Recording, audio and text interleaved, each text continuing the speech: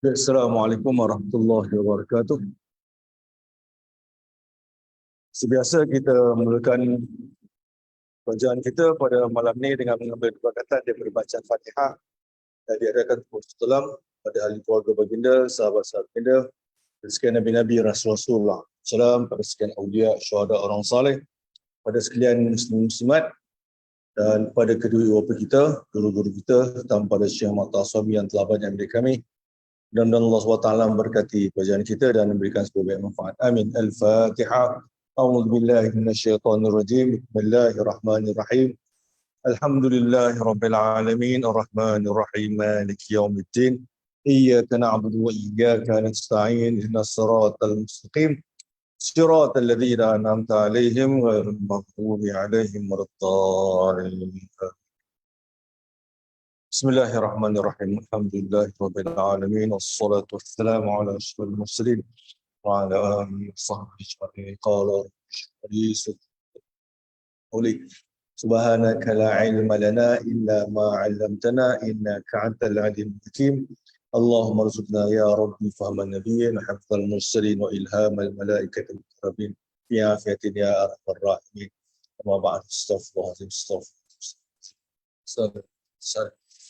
Alhamdulillah, kita bersyukur kepada Allah SWT yang telah memberikan kita segala-galanya, terutama iman dan taqwa, dan selawat dan salam atas junjungan kita Rasulullah SAW yang telah berjuang menyampaikan agama Islam.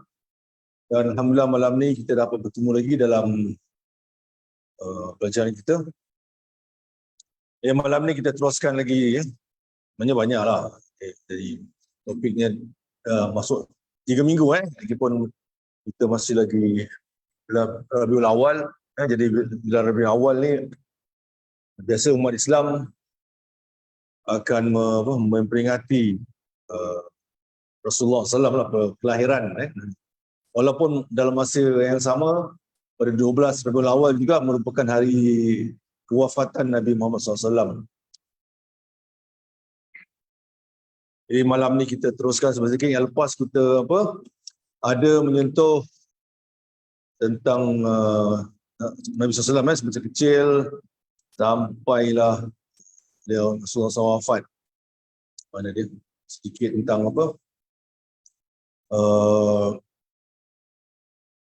umur 53 sikit kita umur 53 tahun Nabi berhijrah 11 Zulhijjah 11 tahun hijrah hari pertama tahun hijrah pun dah wafat.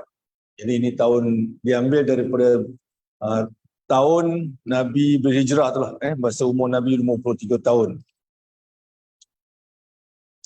Bagaimana para sahabat mencari bagaimana untuk meletakkan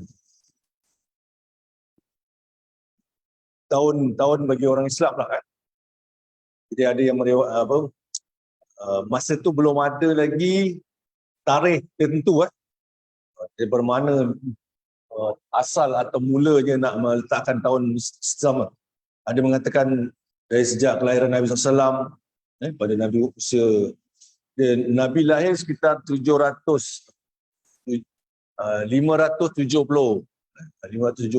dan 72 selepas Nabi Isa AS. Jadi ada pula yang mengatakan apabila Nabi menentukan hari orang Islam ni dengan apabila Nabi mendapat wahyu umur sekitar 40 tahun lah, lebih kurang itulah. Yang ada pula pendapat supaya kalau boleh hari semasa Nabi SAW melakukan hijrah. Jadi akhirnya ini ditentukan daripada zaman Khalifah Umar Khattab. Dia nak menentukan bagaimana untuk memulakan. Kalau macam Kristian, mereka ambil daripada hari kelahiran kononnya lah, kelahiran Nabi Isa AS. Dan sekarang ni 23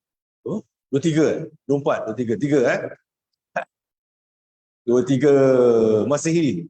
Lagi dah hujung tahun dah, lagi 2 bulan lebih kita dah tahun 2024. Ini kelahiran apa, diambil daripada kelahiran Nabi Isa lah. Mereka mengatakan Nabi Isa lahir pada 25 Disember. Kemudian New Year 1. Sebenarnya tidaklah, Nabi Isa tidak lahir pada 25 Disember. Quran sendiri mengatakan semasa Nabi Isa nak dilahirkan dalam surah apa? Surah Maryam. Semasa Nabi Isa nak dilahirkan, ibunya Siti Maryam, dia kena buang lah, kena selisih apa, orang kampung buang, kerana dia belum kahwin, tak ada suami.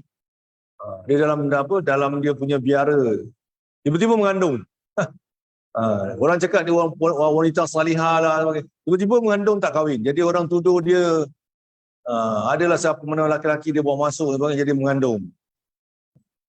Problem lah wanita kalau mengandung, problem. Orang mesti takkan zaman sekarang lagi. Zaman itu memang tak boleh lah wanita tiba-tiba mengandung, jadi orang kampung buang je. Jadi orang-orang saleh je tahulah. Jadi bila dia rasa lapar lah, jadi Quran menyuruh Siti Maryam supaya mengguncang pohon kurma. Jadi bila digoncang pohon kurma tu, buah kurma jatuh lah. Ini satu isyarat, memberi peringatan atau memberi petunjuk bagi kita bahawa masa kelahiran Nabi Isa tu dalam bulan itulah, dalam bulan semasa buah kurma sedang masak. Dan buah kurma kalau masak ni dalam bulan 7, 7, 8, 9, lebih kurang itulah. Jadi kalau bagi Saudi sebagainya, kalau Disember tak ada, semua dah jadi salji. Jadi beku dah semua. Di Jordan, Baitul Maqdis, boleh tak ada. Jadi masa kelahiran Nabi Isa tu menunjukkan pada bulan yang kurma sedang masak lah. Itu bulan 7, 8, 9 itulah. Dan kemudian banyak pula betul. Kemudian seorang wanita yang sedang mengandung, manalah dia kuat nak tolak, nak goncang pokok kurma. Dia tengok pokok kurma. Pokok kurma dia macam tiang.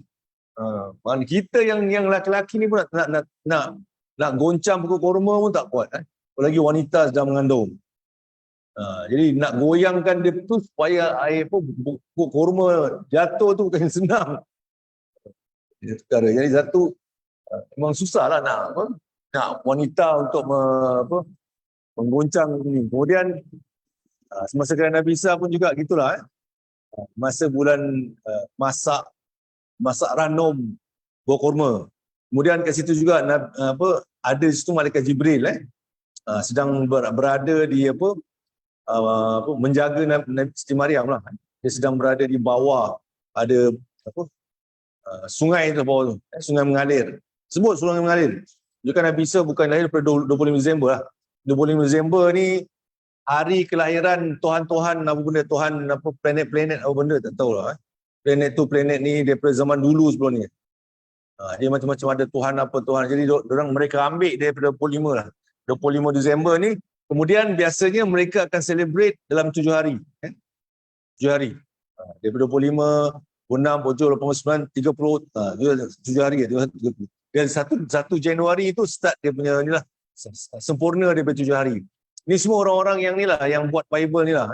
Pertama John yang last sekali dan banyak dia berubah-ubah. Dia cakap, Nabi Isa cakap Tuhan, 3 Tuhan dalam 1 lah, lain. Macam-macam lah cakap, Nabi Isa cakap dia Tuhan lah. Tapi the Bible sebelum ni tak ada. Itu yang kicau. Sebab tu Bible kemudian diterbitkan, yang John ni dia banyak dia buang, dia tambah, dia buang. Jadi orang pening tengok di mana Bible kalamullah boleh dibuang, ditambah. Jadi banyak orang tak ramai orang Kristian dah tak mempersoalkan ni lah. Mereka Bible ni. Dan mereka Bible tu banyak. Lebih pada 70 naskah, macam-macam, semua beza-beza. Jadi yang maksud takkanlah Tuhan bercakap semua salah-salah, bertentangan sama lain. Tentang apa? Ambil tahun tadi Kristian mereka mengambil daripada tahun kelahiran Nabi Isa. Kononnya lah sedangkan Nabi Isa bukan dilahirkan pada 25 Disember dan sekarang ni Itu pun dipersoalkan lah bila Nabi SAW lahirkan. Sekarang 2023 pun beza. Tambah lagi lepas start lah ni ini Orchard Road. Ya, gitulah. Jadi kita orang Islam, kita mula daripada tahun hijrah Nabi SAW. Nabi hijrah semasa umur Nabi 53 tahun lah. Jadi kita ambil pada awal-awal, berapa lama jadi lepas Nabi lahirkan 53 tahun. Dan sebelum tu kita dah cerita bagaimana ini Kaabah nak diruntuhkan oleh Abraha. Kerana dia jealous, dia cemburu orang-orang datang mana penjuru dunia untuk datang ke Kaabah, bertawaf sebagainya, macam-macam cara. Jadi dia buat macam Kaabah di Yaman tempat dia tinggal tu, tapi tak ada orang datang. Jadi dia bukan datang untuk menguasai, tapi nak robohkan Kaabah. Dan akhirnya Allah datangkan ni antara kafal ashabul fil Ababil. Saya baca tu, saya nak ingatkan Ababil tadi. Jadi Allah yang beritahu burung yang datang tu nama dia Ababil. Dan dia bawa batu-batu daripada sijil, daripada neraka batu. Jadi gajah-gajah yang datang untuk merobohkan Kaabah semua tak nak bergerak. Akhirnya datang burung-burung dan melepaskan batu yang berapi lah. Faja'alahum ka'asim ma'kul. Maka jadilah orang-orang tentera tu seperti daun-daun yang kena makan ulat. Lubang-lubang, mati semua. Itu tentang kelahiran Nabi SAW dan Nabi hijrah tadi, 53 tahun. Dan kita tahu tahun hijrah ni dia ada setiap tahun kurang 11 hari. Kurang 11 hari. Betul. Jadi cepatlah. Setiap tahun dia akan cepatkan dia kurang 11 hari. Dia kalau kita ada Gregorian ni ada 364 lebih kurang. Jadi kalau hijrah ada 353 lebih kurang tu. Tahu, setiap tahun cepat. Kita hari raya pun makin cepat. Kita tengok bulan, sebulan ni bulan purnama, bulan penuh sampai bulan purnama balik dalam masa 29 hari, 28 hari. Kita jarang ada 30 hari. Memang tak ada lah. Jarang Ramadan pun jarang 30 hari. Bulan kita tak ada 31 hari. Itu bulan yang kita gunakan lah. Kalau yang sekarang ni Gregorian ni kita gunakan matahari perjalanan matahari, pusing itulah. Dan tu pun tak sempurna lah sepenuhnya kerana ada setiap berapa tahun tu ada berapa second dia kena adjust balik. Kita lebih keadaan tu bulan kita lah. Bulan sekarang bulan Rabiul Awal dosa ni. Ini bagaimana dia punya pengambilan sampai sekarang lah. Kemudian seterusnya pada tahun 53 tahun ke-11 hijrah. Nabi sekitar 63 tahun. Masa Nabi dah hijrah tu banyaklah banyak dia punya peperangan. Nabi dah ada tentera sendiri sebagainya. Kalau semasa Mekah tu tak boleh Lepas tu orang-orang Islam atau terutamanya Khalifah Umar Al-Khattab dia ambil tahun hijrah ni untuk menunjukkan kekuatan Islam lah. Pasal ada politik kat situ lah. Politik. Nabi sudah dapat menguasai, kemudian ada tentera sendiri, boleh memerintah Madinah. Semasa Mekah tak boleh ada tentera sebagainya, jadi tak dipanggilkan. Jadi menunjukkan itu politik penting lah. Kalau ialah macam Singapura ke mana-mana negeri yang politik dipegang oleh orang lain, jadi kita tak boleh bersuara. Kita cakap apa pun politik orang lain pegang. Mereka yang buat hukum. Tak bercakap apa-apa. Jadi kadang-kadang itulah. Jadi ada orang-orang yang mengatakan kita orang Islam tak ada politik. Tak ada. Politik tu kalau kita pegang orang Islam memang cara baik lah. Tapi kalau orang yang bukan Islam, mereka buat perkara yang tentangan lah. Jadi seorang macam nampak kotor politik. Padahal tidak. Dan Nabi sendiri menjadi tentera, menjadi dan memegang teraju Madinah. Sampai berperang-perang itu sampainya akhirnya panjanglah cerita bagaimana Nabi SAW hijrah. Nabi nak keluar malam tu, semua sahabat-sahabat dah berangkat meninggalkan Madinah. Dia makan Mekah pergi ke Madinah. Jalan kaki ada, naik unta, naik kuda. Jalan kaki bukan masa lama lah. Yang naik kuda, unta pun makan masa 12 hari tadi. Sekarang dah cepat lah. Sekarang naik bas, naik kereta. Naik bas dalam 7-5 jam. Lebih kurang lah. Kereta lagi cepat lah. Dulu tak ada, dulu naik unta, naik kuda, jalan kaki. Sampai masa nak keluar daripada rumah, bagaimana orang-orang kafir nak bunuh Nabi. Semua Allah selamatkan. Sampai dengan masuk di sembunyi di Jabal Thawr, Jabal Thawr. Dia ada dua Jabal Thawr, satu Jabal Nur. Kalau Jabal Nur tempat Nabi mula-mula terima wahyu, Jabal Nur. Itu biasalah panjat. Kalau tiap tahun saya bawa haji, umrah, memang selalu naik panjat tu. Dalam setengah jam ke 20 minit lebih. Setengah jam atau setengah jam. Kalau yang ada yang sampai 1 jam naik atas. Kalau Jabal Thawr dia lagi panjang itulah, lebih daripada 1 jam. Tempat Thawr ni tempat Nabi SAW bersembunyi 3 hari, lebih kurang itulah. Daripada orang-orang yang menjejak Nabi lah. Mereka nak menangkap Nabi, kalau dapat tangkap Nabi dapat berapa 100 ekor kuda ke unta lebih kurang tu. Tapi tak berlaku lah. Allah selamatkan Nabi, bagaimana Nabi sembunyi dalam gua Thawr tu. Thawr ni bermakna tanduk, Thawrun. Kalau Jabal Nur bermakna cahaya. Jadi dua, jadi kadang-kadang orang-orang kita terbalik cakap Nabi sembunyi kat Jabal Nur lah. Jabal Nur tempat Nabi terima wahyu, sekitar 40 tahun lebih kurang lah. Jabal Thawr Nabi sekitar umur 53 tahun, hijrah ke Madinah, dan penerimaan orang Madinah begitu baik sekali. Cuma Madinah ni ada tempat-tempat kawasan ni orang Yahudi. Dan saya terangkan bagaimana minggu lepas orang Yahudi ini ingin membunuh Nabi lah, SAW. Tapi Nabi mempunyai senjata, Nabi mempunyai tentera, jadi tetap mereka cuba meracun Nabi dan sebagainya. Itu yang masa hijrah Nabi lah. Kemudian perang Badar. Perang Badar bukan Nabi nak mulakan, tapi Nabi nak menahan orang-orang kafir yang dipimpin oleh Abu Sufyan. Dia pergi ambil barang-barang orang Islam yang ditinggalkan di Mekah dulu tu. Dia ambil, tak ada minta izin, dia ambil, dia buat niaga sebagainya. Jadi bila untung, orang Islam ambil baliklah barang-barang tu. Itu jadi, so Abu Sufyan dapat tahu orang Islam hendak datang untuk merampas harta mereka lah. Jadi dia hantar orang untuk balik ke Mekah, beritahu yang ini tentera, orang Islam sedang hendak mengambil lah, mencuri ke sebagainya. Padahal tidak pun. Jadi hantar tentera, berapa ribu orang lah. Kemudian ada sekian jadi tak jadi. Dan akhirnya mereka bertempur dengan inilah, di Badar. Nabi SAW bersama 313 ke 315 orang. Dan dia tak ada senjata yang betul pun, tak ada senjata yang yang pasal asalnya bukan untuk berperang, asalnya untuk menahan ini caravan ni yang bawa mereka punya barang-barang perniagaan daripada Syam. Tiba-tiba, dan Nabi dapat tahu yang mereka hantar orang-orang untuk beritahu Mekah supaya bawa tentera. Jadi yang datang daripada Mekah tu tentera lah, dalam 1,000 orang lebih kurang itu. Tentera cukup dengan unta, dengan kuda, dengan pedang semua. Sedangkan yang Islamnya kuda berapa ekor je, mungkin 2-3 ekor saja. Yang lain semua jalan kaki.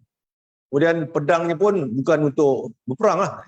Jadi yang sahabat memang perang lah. Jadi Nabi pun jadi Nabi kena fikir juga betul kena perang.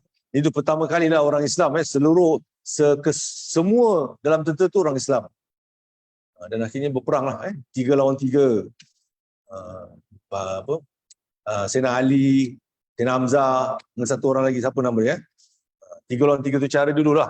Kemudian baru ramai-ramai perang, dan memang ternyata lah ada malaikat yang Allah hantar, ramai malaikat. Jadi kalah orang-orang kafir. Kemudian tahun berikutnya di perang Uhud, Uhud di Madinah, di Jabal Hunain. Jabal Hunain berdekatan dengan Jabal Uhud lah, yang mana orang Islam awalnya memang menang. Islam dalam 3,000 orang kafir, orang Islam sekitar 700 lebih kurang itulah. Dan awalnya orang Islam menang kerana Nabi menempatkan ahli pemanah di atas Jabal Hunain itulah, dalam 50 orang. Semua ni pemanah ni kalau masa dia M kena, dia lepas kena. Siapa nama dia? Ada sahabat tu lah, jadi dia jadi ketua ahli pemanah, dan dia menjaga belakang orang Islam. Jadi siapa-siapa orang kafir daripada belakang keliling Jabal Hunain ni cuba untuk menyerang, dia akan panah.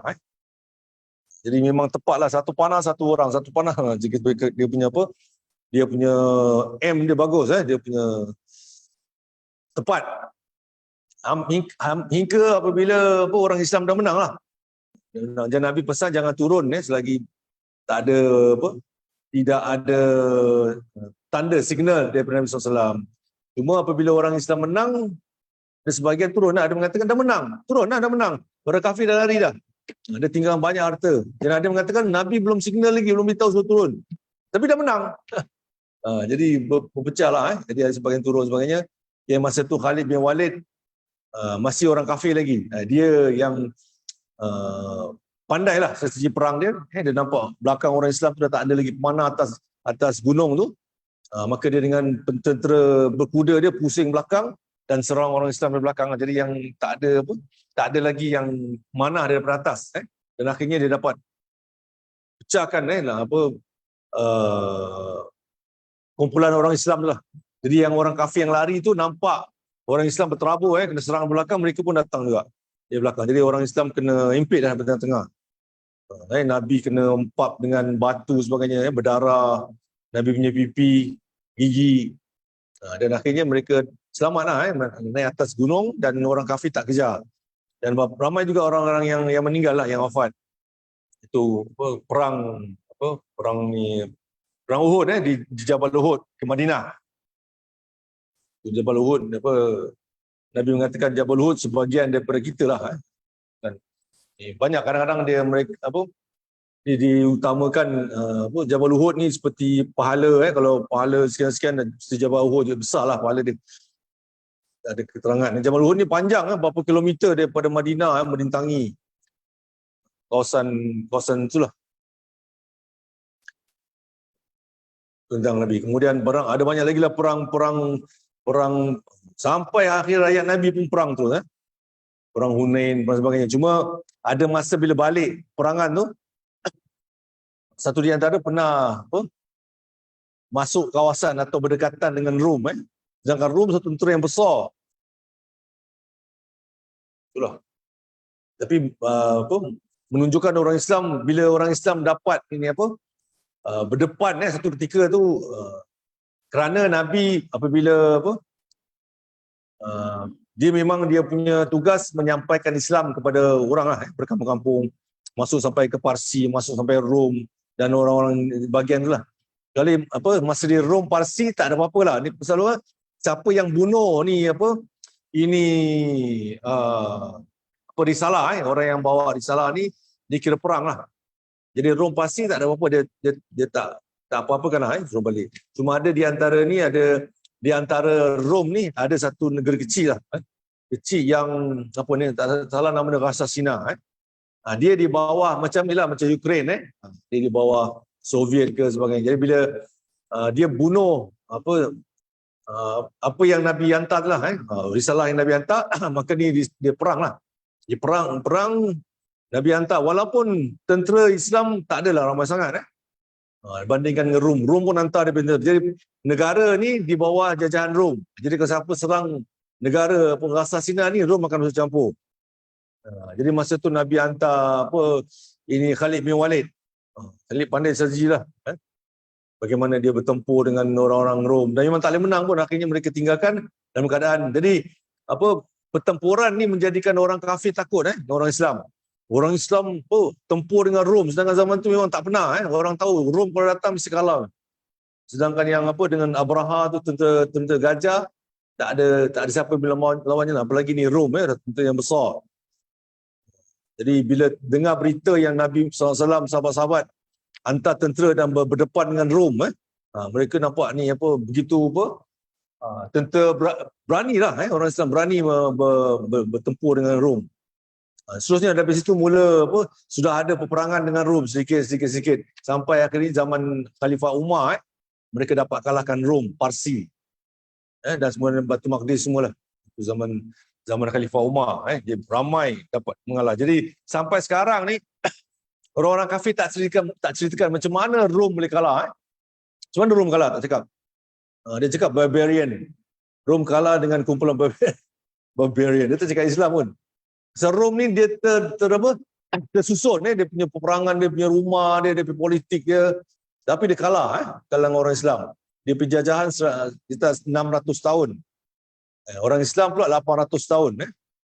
Kejatuhan masa di Andalusia sebagainya lah. Orang Islam sendiri tak bersatu. Itulah, jadi kalau ada sejarah, orang-orang Kristian tak beritahu macam mana Rom ni jatuh. Sekarang tak lagi lah Rom. Sekarang dah pecah. Dah jadi Italy, dari France, daripada kawasan dekat Jordan, Rom. Sekarang peninggalan sebahagian daripada Rom tu lah. Tak beritahu. Jadi kita tahu pasal barbarian ni berarti orang macam orang tak ada tamadun. Barbarian. Macam mana orang tak ada tamadun boleh kalahkan Rom yang ada tamadun, rumah-rumah dia, tenteranya tersusun tiba-tiba kalah. Memanglah asal Islam tu memang Islam sendiri jahiliah. Jahiliah ni memang orang tak ada tamadun. Tak ada bunuh apa benda mereka mereka bunuh anak-anak anak perempuan. Tak mau jadi memalukan keluarga, mereka tanam anak perempuan hidup-hidup. Mereka selalu bergaduh, berperang antara sendiri, minum arak, mabuk sebagainya lah.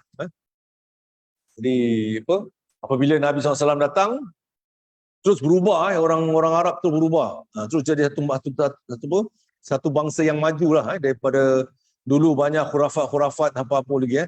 Nabi datang dengan Quran sebagainya, memimpin umat. Jadi sampai satu yang kuat dah sampai sekarang. Dapat mengalahkan sebagainya. Cuma sekarang ni, apa masalah dia tak berapa nak bersatu ke. Padahal kuat orang Islam ada lebih pada 60 lebih negara.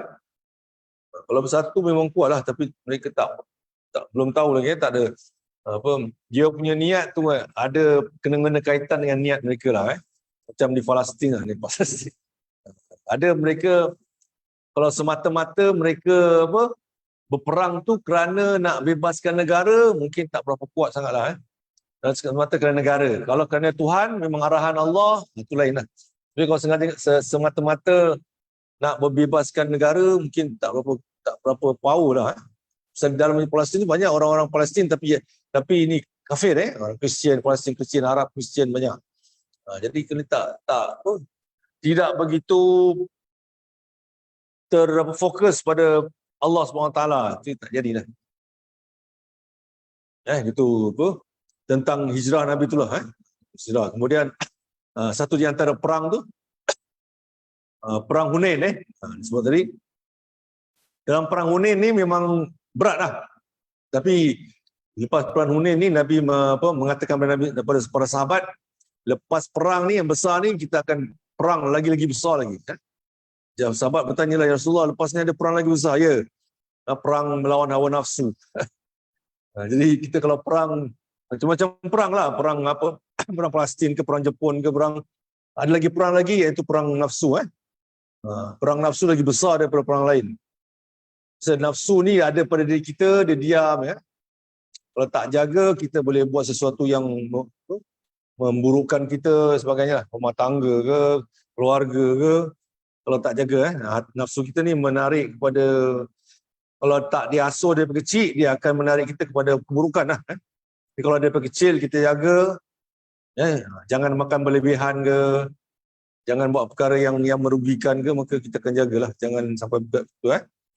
Jadi nafsu kita ni kena betul-betul kita didiknya supaya jangan merosakkan kita sendirilah. So, kita semua jahat lah. Kalau tak jaga nafsu, kita semua jahat. Dalam kita ada nafsu yang jadikan kita jahat. Kita sendiri ada kekuasaan, ada pada benda yang merosakkan kita juga, dan merosakkan masyarakat juga. Jadi kalau kita tak beriman, tak menarik orang kepada Allah, maka kita akan tarik orang kepada yang tak baik.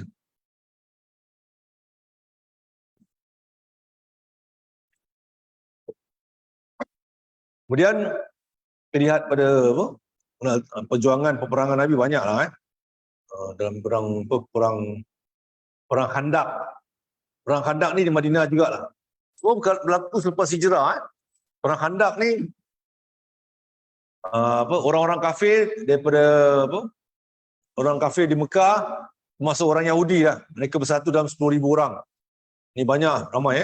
Mereka nak menyerang Madinah. Jadi Nabi dapat tahu, Nabi ada ejen-ejen sebagainya yang beritahulah yang orang kafir sedang sedang merancang untuk menyerang Madinah. Jadi ini satu tentera yang ramai lah. Sedangkan yang tempat diserang tu Nabi tahulah. Kawasan yang diserang tu di kawasan selatan. Kalau sebelah utara tu banyak orang Yahudi. Dan masa tu memang Yahudi memang berpakat dengan Yahudi di Mekah lah. Tapi selagi mereka tak ada tidak ada connection jadi Nabi beri jalan lah laluan. Tapi lepas perang Khandaq ni Nabi tahu yang orang Yahudi ni ada hubungan dengan Mekah dan mereka beritahu di mana serang orang Islam, di mana selatan sebagainya. Dan lepas perang Khandaq ni Nabi tangkap lah jumpa orang-orang ni orang-orang Yahudi yang ada di Mekah, Madinah dia. Kena pasal mereka dah ada perjanjian dengan orang Yahudi jangan cuba nak memecah belahkan, jangan menyerang orang Islam. Tapi mereka ternyata masih ada sembunyi-sembunyi untuk menarik atau menghancurkan Islam. Itu yang berlaku inilah Khandaq ni, perang Khandaq tahun ke berapa Islam itu. Jadi mereka berbincang macam mana nak berdepan dengan orang ni lah, orang kafir. Kalau boleh jangan sampai mereka dapat masuk Mekah, Madinah. Jadi ada yang mengatakan sekian-sekian. Jadi Salman Al-Farisi. Salman Al-Farisi ni satu di antara sahabat, dia berasal daripada Parsi, dekat mana, dekat Iran dan sebagainya lah, kawasan situlah Parsi dululah. Dan Parsi ni dia mengatakan kalau perang dia akan gunakan ini, dia gali parit, parit yang agak-agak kuda tak boleh lompat dah, tak boleh lompat. Jadi mereka galilah parit ni. Ini Salman Al-Farisi ni dia asalnya daripada bagaimana jumpa Nabi SAW. Dia asalnya dia sembah api lah, orang Parsi sembah api. Kemudian bapak dia tak kasih keluar, dia nak tahu bagaimana di luar tu ada agama yang ada agama ke, ada Kristian sebagainya. Masa tu sudah ada lah. Jadi bapak dia tak kasih keluar, dia kena rantai kasih keluar. Tapi akhirnya dapat lari dan dia berjumpa dengan padri. Padri, dan dia belajarlah Kristian. Jadi dia masuk Kristian lah, Salman Farisi ni. Kemudian bila dia punya padri, bapa padri dia meninggal, bapa padri ni berpesan kepada Salman Farisi ni supaya cari ada lagi padri lain, teruskan dia punya pelajaran. Jadi padri ni meninggal, dia pergi tempat padri lain. Sampai dua dan tiga kali lah dia pindah padri.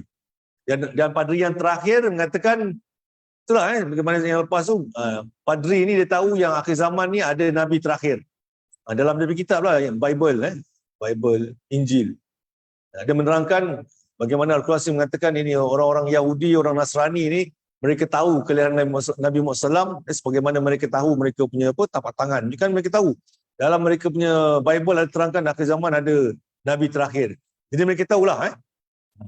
Jadi dia padri yang terakhir jumpa ni pun ada pesan pada Salman ni, nanti ada ada Nabi terakhir lah. Sebelumnya Nabi Isa, Nabi Musa, semua Yahudi. Jadi padri ini mengatakan kepada Salman bahawa nanti akhir akan ada Nabi yang akan lahir. Dia beri tanda-tanda ada lipatan kenabian di belakang badan ni lah. Kemudian kalau ada sebagainya lah. Kemudian dia ada, kalau beri sedekah dia tak ambil. Tapi kalau dia beri hadiah dia makan, dia ambil. Dan akhirnya kelahiran ni di negeri yang banyak buah kurma, pohon kurma. Dan kemudian meninggal lah. Jadi Salman dia cari, akhirnya dia kena tangkap dengan orang Yahudi. Zaman dulu jalan-jalan Semarang banyak kena kidnap sebagainya, kemudian kena jual. Macam Nabi Yusuf jugalah. Masa sudah pergi tempat air tu, dia ingat dah selamat apabila orang Arab angkat dia keluar daripada perigi tu, tiba-tiba orang Arab ni jual dekat Firaun. Jadi dulu sekarang masih ada lagi. Sekarang kalau ada negara tertentu yang masih lagi kidnap budak-budak, dia jual ke, dia ambil organ-organ dia ke, gitulah. Masih ada lagi lah. Kesalahan tak boleh. Jadi Salman Al-Farisi dia carilah. Akhirnya dijual atau ditangkap. Jadi dia punya tuan dia orang Yahudi, dan dia ada kebun di Madinah. Kebun ni lah, banyak kebun kurma. Dan dia pernah dengar lah yang dia punya tuan mengatakan ada Nabi akhir zaman keluar. Dan mereka masih tak tahu yang akhir zaman Nabi itu seorang Arab. Mereka menyangka akhir Nabi ni orang Yahudi jugalah. sebelum ni Yahudi, banyak Yahudi Nabi Zakaria, Nabi banyak Yahudi. Jadi mereka menyangka Yahudi lah. Jadi tiba-tiba bila Nabi Muhammad lahir, mereka tak percaya. Mereka mungkin bukan tak percaya, tapi mereka menolak kerana mereka mahukan yang lahir itu mesti orang Yahudi juga. Begitulah keadaannya. Dan Salman Farisi ni mendengar lah. Dia ingin juga pergi bagaimana keadaan, melihat macam mana Nabi akhir zaman. Mereka dah tahu yang sudah ada lah Nabi akhir zaman. Jadi dia ingin tahu memang daripada sebelum ni padri-padri telah mengingatkan dia supaya cari Nabi terakhir. Yang akhirnya dia pergilah. Dia macam mana curi-curi ke malam sebagainya, jumpa Nabi SAW. Jadi masa berjumpa dengan Nabi itulah yang dikatakan Nabi tu, dia jalan di belakang lah. Jalan belakang. Jadi nak tengok mana tanda kenabian tu. Dia Nabi perasan, dia Nabi tunjukkan lah. Tanda bagian lipatan dia punya waktu menubuah. Nabi terakhir. Jadi satu. Kedua, dia berikan ini hadiah, buah-buahan. Bukan hadiah, ini berikan sedekah. Dia berkatakan, ni saya berikan sedekah. Nabi ambil, Nabi kasih orang. Nabi tak makan. Bila dia ini hadiah, lain kali datang kasih hadiah, baru Nabi makan sebagainya. Kedua, jadi kenabian tu sudah ada lah. Itu yang kemudian dia beriman Nabi SAW lah. Cuma dia nak masuk Islam sebagainya, problem dia punya tuan dia tak kasih. Dia Yahudi, tak kasih. Dia kalau nak juga dia kena tanam berapa 100 pohon kurma. 100 ni kalau boleh dari rumah, kalau tidak tak boleh. Jadi dia mengadu pada Nabi, Nabi datanglah dengan sahabat. Nabi sama-sama tanam pokok kurma lah, tanam macam mana cara dia lah. Genap betul-betul dapat 100, lebih kurang itulah, dapat 100 pokok dan Salman Farisi dibebaskan. Terus dia ikut Nabi SAW lah. Jadi sampailah masa perang balik, cerita perang Khandaq ya. Jadi dia ingat dulu masa orang Parsi mereka buat Khandaq. Ni lubang atau parit. Agak-agak lebar dia, kuda tak boleh lompat lah. Sepanjang berapa 7 km lebih kurang itulah. Sini sampai ke Masjid Sultan orang lah. Sultan ke sampai junction point. Itu Jadi masa buat membuat longkang ni, buat parit ni, sama-samalah Nabi bukan jenis potong reben balik. Nabi sekarang potong reben je balik. Potong reben dia cangkur 1-2 lepas tu balik makan habis. Orang lain kena buat. Nabi tak ada. Nabi sama-sama buat.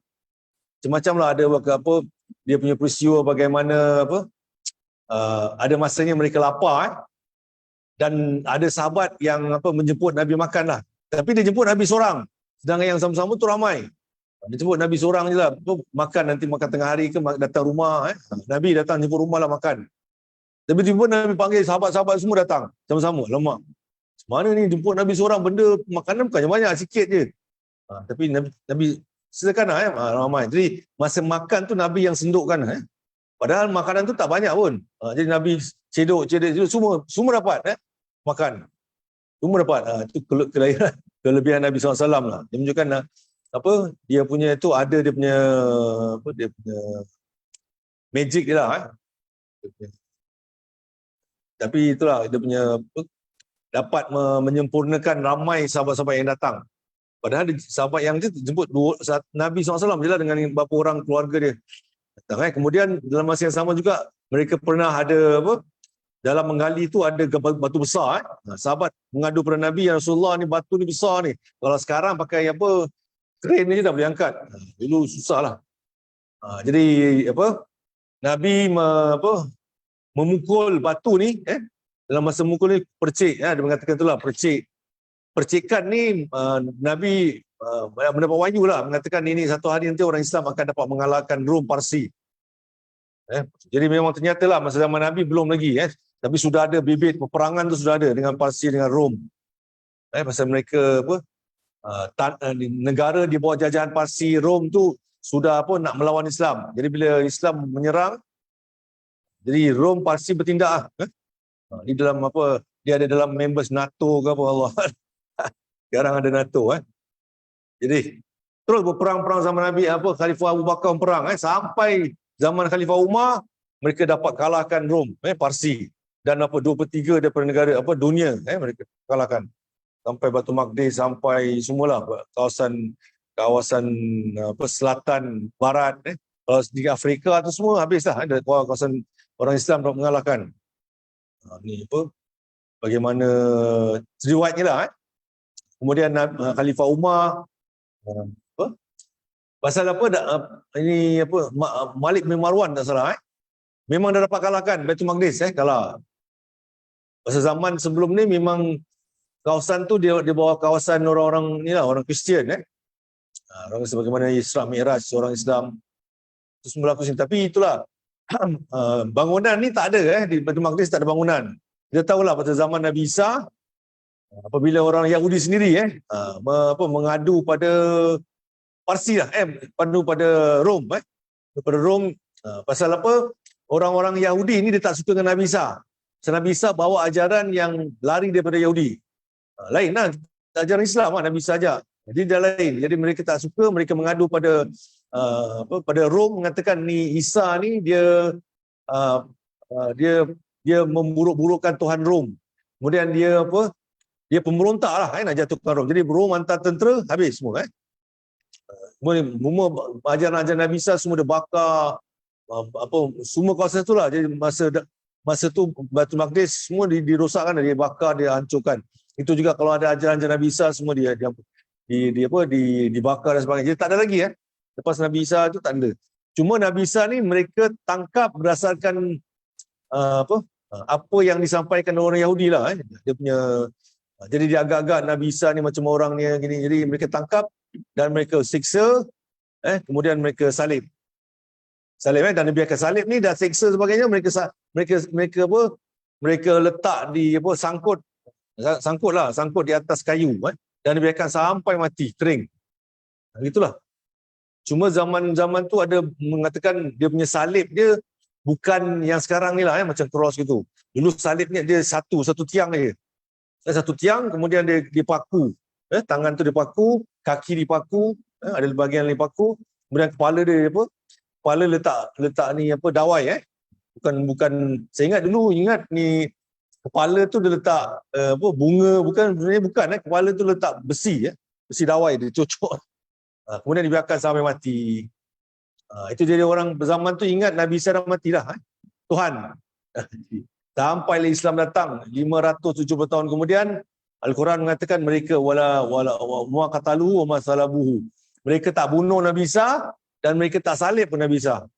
Jadi walakin syubbiha lahum, bermakna dia diberikan was-was. Jadi menunjukkan zaman tu mereka yang sebagian mereka syak lah, ni bukan Nabi Isa sebagainya lah, lain. Jadi cerita tu habis, sampailah Allah sampaikan kepada kita bagaimana ini sebenarnya yang mereka bunuh tu bukan Nabi Isa lah, orang lain. Itulah sebenarnya. Jadi Nabi Isa tidak dibunuh. Cerita bagaimana Khalifah Umar dapat memasuki dia punya tentera, dia dapat menawan Baitul Maqdis. Cuma padri yang memegang Baitul Maqdis ni dia tak kasih kunci dulu selagi yang datang ni inilah Presiden Islam, dia punya Khalifah Umar sendiri. Jadi Khalifah Umar datang dengan naik unta, dan unta ada satu saja. Kadang-kadang Khalifah Umar naik, kadang-kadang dia punya pembantu naik. Jadi orang kafir ni mengatakan ni Khalifah Umar ni dia bajunya banyak tampal-tampal, dan dia akan dapat menaruki Baitul Maqdis. Itulah keadaannya lah. Dia punya jadi dia menyerahkan, orang Kristian menyerahkan ini kunci kepada Khalifah Umar lah, Khalifah Khattab. Dan ada satu masanya mereka menjemput Khalifah Umar untuk bersolat di gereja. Tapi Khalifah Umar tolak lah. Pasal apa? Kalau nak Khalifah Umar solat di gereja, satu hari orang Islam dapat tahu, dia akan robohkan gereja ni buat masjid. Itu kurang baik lah. Jadi kita orang Islam tidak membuat perkara yang boleh menjadi kemarahan pada orang kafir lah. Macam ni di Turki, saya pernah pergi sana beberapa kali dah. Masa belajar Mesir tu, hampir setiap tahun ada cuti je pergi sana, seorang-seorang dengan kawan. Pergi dekat masjid Hagia Sophia, Masjid Biru. Hagia Sophia ni beberapa kali tukar tangan. Mula-mula masjid, lepas tu gereja, sekarang jadi masjid balik. Dia punya tukaran dia murah je duit. Begitulah bagaimana ini orang Islam dapat menaluki Baitul Maqdis seterusnya lah. Sampailah tahun beberapa tahun kemudian apabila orang Islam makin lemah Andalusia ni. Bukan Andalusia sebelum ni orang Islam kemudian orang-orang Kristian apa dipanggil apa dia panggil daripada Itali sebagainya, mereka datang jalan kaki daripada France dan mereka dapat menakluki Baitul Maqdis lah. Dan mereka bunuh ramai orang Islam, beratus ribu orang Islam dibunuh. Sedangkan orang Islam masa menakluki Mekah, Madinah, Nabi SAW masa menakluki Mekah, Nabi tak ada lah. Tak ada membunuh orang kafir. Lagi orang kafir tak melawan. Tapi ini orang kafir dipaksa paksa orang Islam masuk, keluar daripada Islam masuk Kristian. Sedangkan Islam tak ada lah. Kita orang Islam tak boleh paksa orang masuk Islam. Kerana untuk masuk Islam tu dia mesti betul-betul faham Allah tu siapa. Ada malaikat, ada para nabi. Dia tak boleh masuk, lepas tu orang tak tahu, tak boleh. Kalau tak kenal Tuhan sebenar, tak guna dia semayang apa semua tak guna. Jadi kena ada akidah. Jadi kalau orang-orang yang masuk Islam kena paksa, dia tak dapat apa-apa kita putih. Mereka tak beriman pun. Jadi mesti mereka belajar akidah rukun Islam, rukun iman, tahu siapa Tuhan. Tuhan tu bukan tak boleh beranak. Qul huwallahu ahad, Allahus samad, lam yalid wa lam yulad wa lam yakul lahu kufuwan ahad. Allah tu esa, satu. Tidak ada bapa, tidak ada mak, tidak ada isteri, tidak ada tak ada Tuhan lain lah selain daripada Allah. Tempat Allah samad tempat Allah, tempat kita mengadu, tempat kita meminta. Sebenar-benarnya lah. Lam yalid wa lam yulad. Dia tidak beranak, tak diberanakkan tak beranak dan tidak diberanak. Cakap Melayu tak bersalin. Tak bersalin, tak disalinkan. Kena. Jadi tak beranak, dia tak beranak. Jadi Nabi tak Allah tu tak beranak lah, tak perlu macam kita. Kita lelaki tak boleh beranak isteri. Kita boleh kasih. Tapi kita perlu ada isteri, ada suami, ada anak Jadi mudah-mudahan ada teman, anak-anak boleh meneruskan kita punya apa benda lah, ada bisnes dan sebagainya. Kalau kita sakit, dijaga. Kita manusia perlukan begitulah. Tapi Allah tak perlukan. Allah tak perlukan semua. Kehidupan kita Allah yang rancang. Jadi kita perlukan gini, perlukan oksigen, perlukan makan, minum, perlu isteri, perlu suami, perlu saudara mara. Tak boleh seorang-seorang hidup. Singapura ni sekarang ni banyak orang titik beratkan interview. Bukan yang paling banyak di Singapura sekarang ni bukan masalah sakit ginjal, bukan masalah sakit kencing manis, bukan masalah high blood, tapi masalah otak. Singapura ni banyak masalah mental. Kan tumpukan Singapura ni banyak mental problem. Banyak stres ke Allah.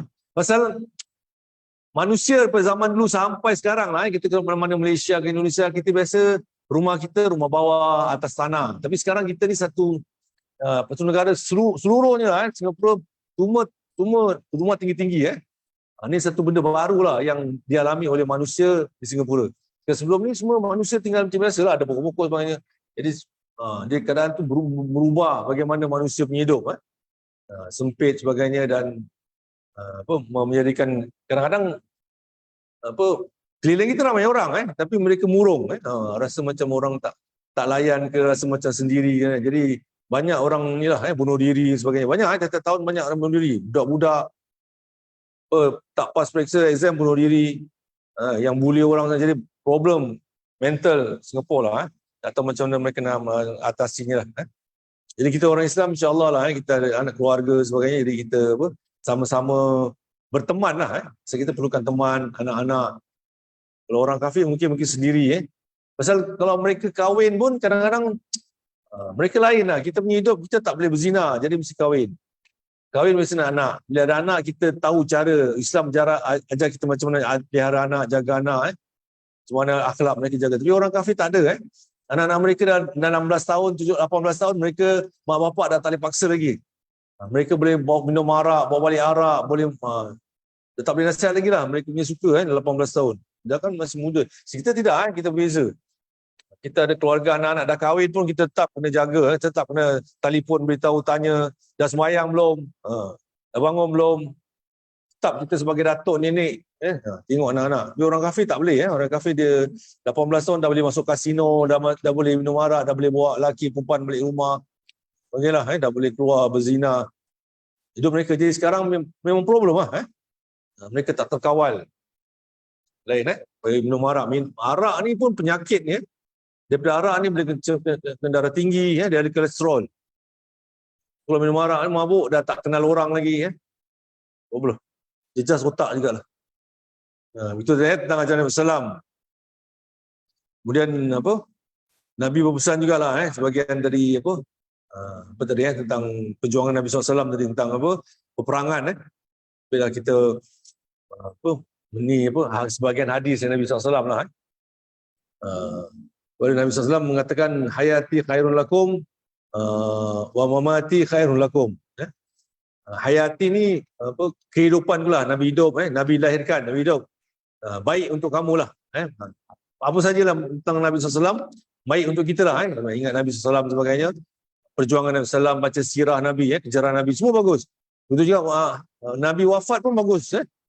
Bagusnya kerana kita akan mengingati perjuangan Nabi akan datang. Sejak Nabi lahir tu Nabi punya perjuangan semua sangat baiklah untuk kita untuk kita ingat baca sirah Nabi SAW.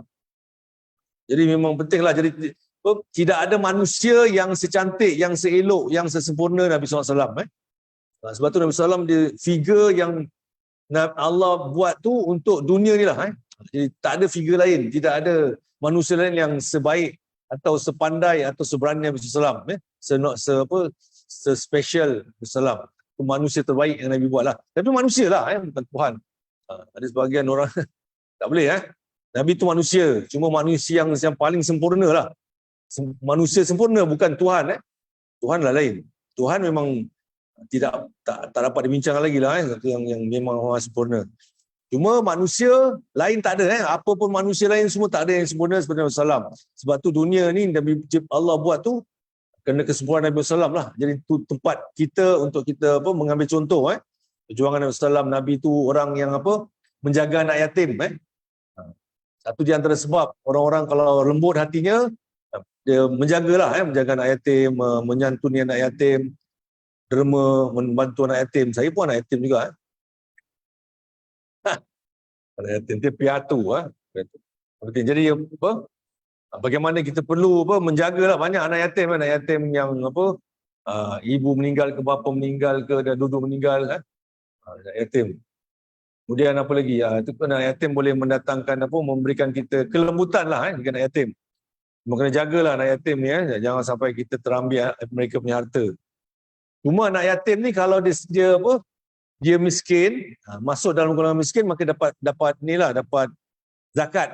Tapi kalau semata-mata anak yatim tak boleh dapat zakat. Kadang anak yatim kaya anak yatim tapi dia kaya. Keluar je, bapak dia businessman ke, bapak dia anak raja ke sebagainya, bapak meninggal. Dia kaya lah. Dia tak mestinya dia anak yatim tu dia miskin. Dia orang miskin lain, anak yatim lain. Jadi kita kalau ada zakat tak boleh kasih anak yatim kalau anak yatim tak, dia bukan dalam 8 asnaf. Tak ada dalam 8 asnaf ni orang anak yatim lah. Yang ada kalau dia miskin atau dia fakir atau miskin. Jadi miskin ni termasuk orang biasa pun sama jugalah, bukan anak yatim saja. Siapa-siapa yang gajinya kurang daripada keperluan, tak sampai, dia perlukan $10 ke sebagainya, jadi cuma dapat $2 ke, memang tak cukup lah. Dia perlukan bantuan. Sekarang pun ada TAA masih lagi banyak, lamanya TAA. TAA pun sekarang tengah mewar-warkan untuk pungut derma. Itu lain lah tentang zakat tadi lah. Jadi mengatakan tadi nak kehidupan Nabi dengan hari kematian Nabi, semua banyak contoh yang terbaik untuk kita kita peringati Nabi SAW. Dan ingat Nabi ni dapat pahala. Ingat Nabi pahala, selawat. Dan kita ingat Nabi pun dapat syafaat insya-Allah. Rasul ni itu juga ni Al-Quran mengatakan pasal sahabat-sahabat bersama. Sahabat bukan kita saja, sahabat bersama. Sahabat masa dengan Nabi SAW pergi perang sama-sama, bermesra sama-sama. Dan mereka fahamlah, mereka nanti satu hari mereka berpisah di dunia ni, dekat akhirat boleh ke bersama-sama. Asal Nabi SAW pasti masuk syurga paling atas. Sedangkan kita ni tak tahu syurga lepas tak tahu. Neraka lepas tak tahu. Jadi kalau lepas pun syurga yang keberapa level tak tahu. Jadi sahabat pun memikirkanlah macam mana akhirat. Di dunia ni mungkin tak sama akhirat. Jadi ada yang susah hati lah tak nak bersama-sama dengan Nabi. Cinta mereka pada Nabi lah. Macam kita kurang sikit lah kalau nak betul-betul untuk cintakan Nabi tu banyak. Mesti mesrakan riwayat Nabi SAW, banyak berselawat. Jadi perlu ada cinta dengan Nabi lah, berjuang untuk Nabi. Jadi Al-Quran memberi pesan lah.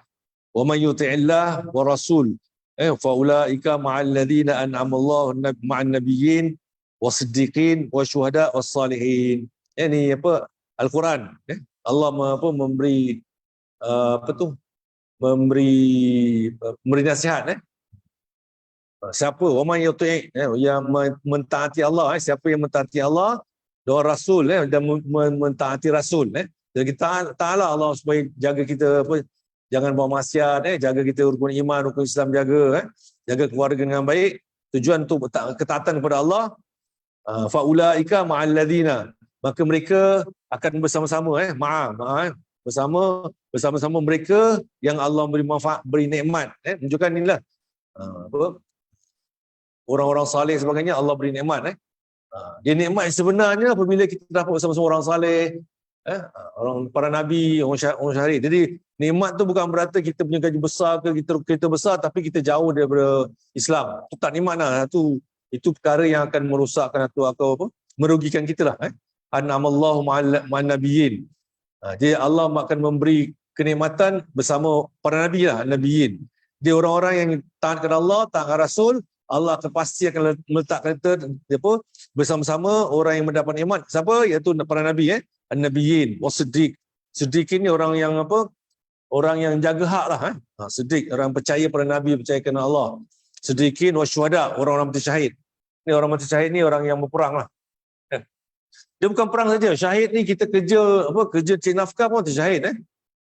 Syahid, kira syahid. Atau wanita yang mengandung, wanita mengandung, melahirkan ataupun belum lahir lah, tiba-tiba ada komplikasi dia dua-dua meninggal, mak meninggal, anak baby pun meninggal, betul syahid.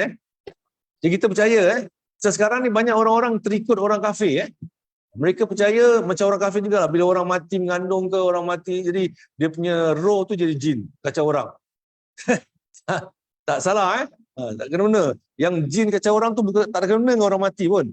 Macam tadi wanita kalau mengandung, kalau meninggal masuk syurga. Dah habis lah, tak ada. Ni datang ni Thailand ni pahaman, orang perempuan kalau mengandung mati jadi pontianak.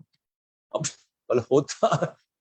Jadi orang percaya ni perempuan matilah mengandung jadi pontianak. Mana ada, tak ada. Mati syahid dah habis dah. Dia tunggu nanti hari kiamat bangkitkan dia masuk syurga. Syurga. Tak ada kena-kena jadi pontianak. Jadi kadang-kadang kita terikut-ikut kadang drama-drama dia buat. Seolah macam orang mati tu bila ada problem sebagainya, kena bunuh sebagainya, nanti dia punya roh jadi hantu cekik orang. Tak ada kena-kena pun. Jadi kita kena faham lah. Tak ada kena. Jadi balik semua tadi. Wasiddiqin wasyuhada wassalihin, orang salih lah. Jadi siapa yang mentaati Allah, mentaati Rasul, ya Allah pasti akan bangkitkan mereka, memberi nikmat kepada mereka bersama, menunjukkan akan sama-sama lah para nabi, orang-orang hak, orang mati syahid, wasiddiqin, orang-orang yang saleh lah, wassalihin, orang saleh lah. Ini syuhada ni pun kena jaga jugalah. Kadang-kadang ada satu masa peperangan ini dalam Nabi adalah, jadi ada sahabat yang mati. Jadi banyak luka-luka. Jadi sahabat nampak sahabat yang mati ni, sahabat mengatakan ni ahli syurga lah. Tapi Nabi menegur mereka bahawa yang mati ni bukan ahli syurga, ahli neraka. Nabi mengatakan dia mati tu bukan kerana bunuh, tapi dia bunuh diri. Kerana dia banyak kena tikam. Jadi tak tahan sakit tu dia ambil pedang, dia rodok dia sendiri. Itu tak boleh. Itu dia bunuh diri. Dia tak tahan sakit dia bunuh diri lah. Jadi kita orang Islam dilarang bunuh diri lah. Macam mana sakit sebagainya tak boleh. Tak boleh last hope, tak apa. Ini putus harap dengan Allah. Jangan bunuh diri lah, putus cinta sebagainya. Jadi orang lain lah, apa nak cik mak. Ya cakap. Apa sajalah, kena buang kerja ke, kena bully ke. Apa saja jangan bunuh diri lah. Dulu masa Covid banyak orang bunuh diri.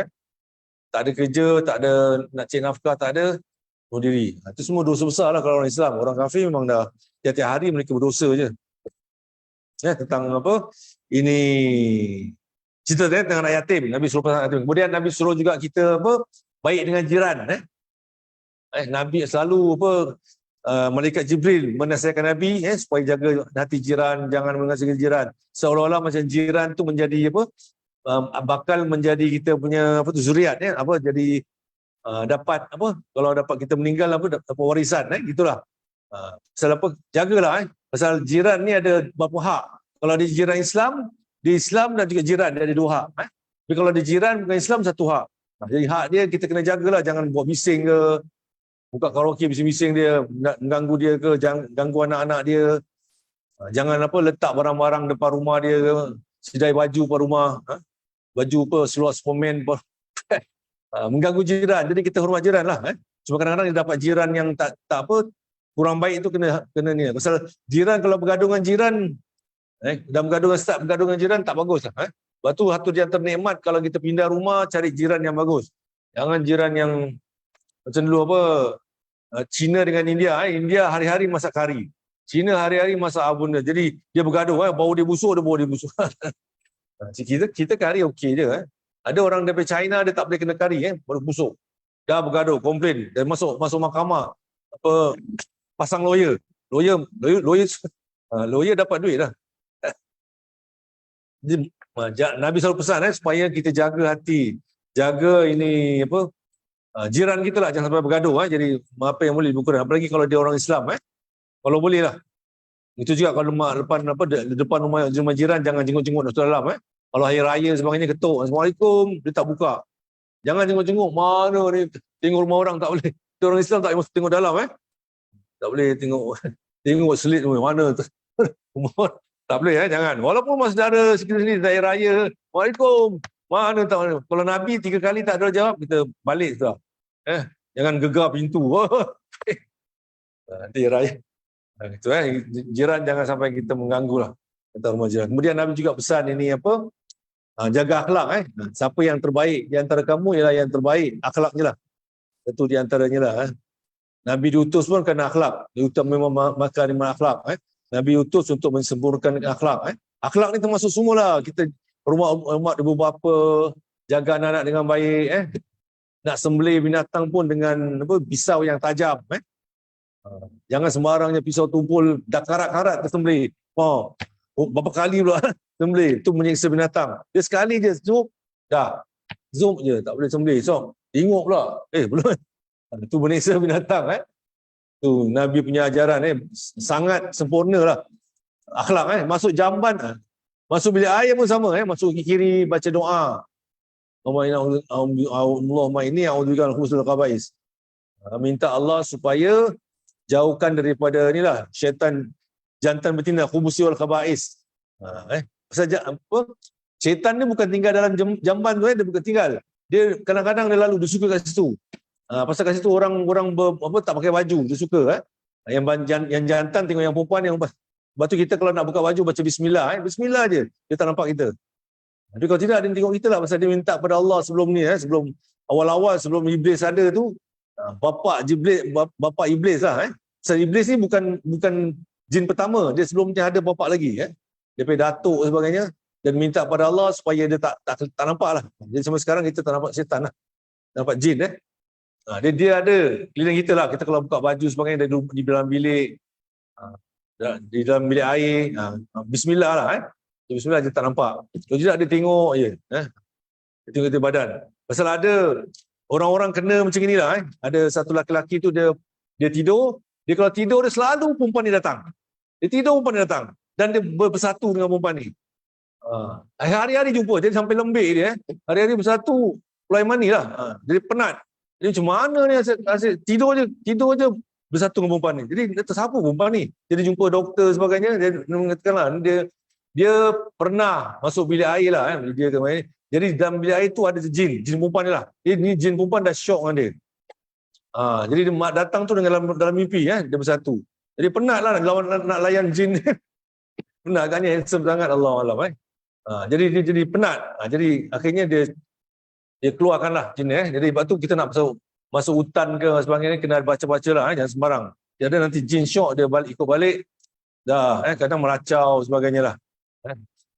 Jadi yang berlaku pada orang tadi lah. Nabi ajar bagaimana nak apa, akhlak tadi lah, masuk jamban, kemudian masuk jamban. Baru nak ludah pun sama, Nabi ludah macam ludah sebelah kiri pun sama juga. Jadi kalau kita ada orang sembahyang Jumaat, ada kiri ada orang, jangan seludah. Kadang-kadang tengah ni datang syaitan menggoda kita lah, tengok bayang sini bayang bawah. Jadi Nabi arahkan sebab itu syaitan, jadi kita bismillah ludahlah sebelah kiri. Tapi kalau sembahyang Jumaat sebelah orang, jangan ludah sebelah. Gaduh ni. Kena jagalah. Jadi ada bahagian itu lain-lain jugalah. Pakaian yang sesuai, semua Nabi ada ajar. Jadi apa, akhlak tadi lah, akhlak rumah tangga ada akhlak ibu bapa dengan anak-anak, masuk rumah orang dengan jiran, dengan anak yatim, nak belajar, kena jaga, nak Quran pun kita kena hormat, nak apa, jangan apa, kalau Quran tu dah lama nak bakar semua ni tak boleh bakar lah, Quran nak kena hilangkan dia tu sama ada dimasukkan mesin, jangan bakar nanti lah. Seluruh dunia tahu, kita bakar Quran. Habis seluruh dunia. Bakar Quran, tak boleh Walaupun Quran dah lama lah, tak boleh Kena apa, cari jalan untuk apa, supaya masukkan mesin tu lah. Jangan nampak. Banyak lagi lah ajaran Nabi SAW supaya kita dapat ikut. Yang utama sekali untuk ikut tu kita kena ada cinta dengan Nabi. Nabi mengatakan tidak beriman kamu selagi aku ni, Nabi SAW ni, kamu cintai daripada semua lah, daripada anak-anak semua, daripada bapa, daripada semua orang Islam. Jadi kalau apa, kita nak datangkan rasa cinta dengan Nabi, kita banyak selawat, baca sejarah Nabi. Macam kita cinta bola, hari-hari buka surat khabar bola. Ini pun bola. Padahal sama juga lah, gol pun gitu juga. Tapi suka nak bola. Pakai jersey bola. Sampai habis macam-macam. Dia cintakan bola. Cintakan apa dia punya tim dia. Habis beribu-ribu nak pergi tengok dia punya tim lawan. Itu juga lah kita lah, cintakan Nabi. Kalau boleh bola nantilah. Cintakan Nabi, kat rumah taruh selawat dan sebagainya, cinta Nabi lah. Lebih daripada segala-galanya lah. Dengan Nabi, dengan banyakkan selawat. Jadi kalau kita yelah, kalau ada majlis maulid sebagainya, kena hadir lah. Kalau kita kat rumah biasanya susah nak selawat. Tengok filem Korea lah, 50 episod. Bila nak selawat. Biasanya lupa nak selawat. Datang majlis maulid baru dia selawat. Dan kita ramai akan sama-sama selawat. Dia punya berganda-ganda, dia punya pahala lah bila ramai-ramai berselawat. Dan banyak lagi lah kita akan ada hubungan dengan orang-orang batin sebagainya lah, yang sama-sama akan hari dalam majlis maulid. InsyaAllah ada bantuan lah. Dan sampai situ dulu lah. InsyaAllah minggu depan kita tengok lain banyak lagi. Banyak Nabi, ajaran Nabi banyak. Sembahyang macam mana, adab-adabnya, insyaAllah lah akan. Tak ada ni tak ada apa pengumuman tak ada. Berarti kita tutuplah dengan mengambil keberkatan daripada bacaan Fatihah yang diadakan kepada Rasulullah pada ahli keluarga baginda, sahabat-sahabat baginda, kepada sekalian Nabi Rasulullah SAW, kepada sekalian awliya, syuhada, orang saleh, pada sekalian muslimat. Dan Allah SWT memberikan kemudahan, melancarkan segala urusan kita, selamatkan keluarga, rezeki yang luas, dan selamat dunia akhirat. Amin. Al-Fatihah. A'udzubillahi minasyaitonirrajim. Bismillahirrahmanirrahim. Alhamdulillahirabbil alamin. Arrahmanirrahim. Maliki yaumiddin. Iyyaka na'budu wa iyyaka nasta'in. Ihdinas siratal mustaqim. Siratal ladzina an'amta 'alaihim ghairil maghdubi 'alaihim waladdallin. Assalamualaikum warahmatullahi wabarakatuh. Allahumma shalli ala Muhammad.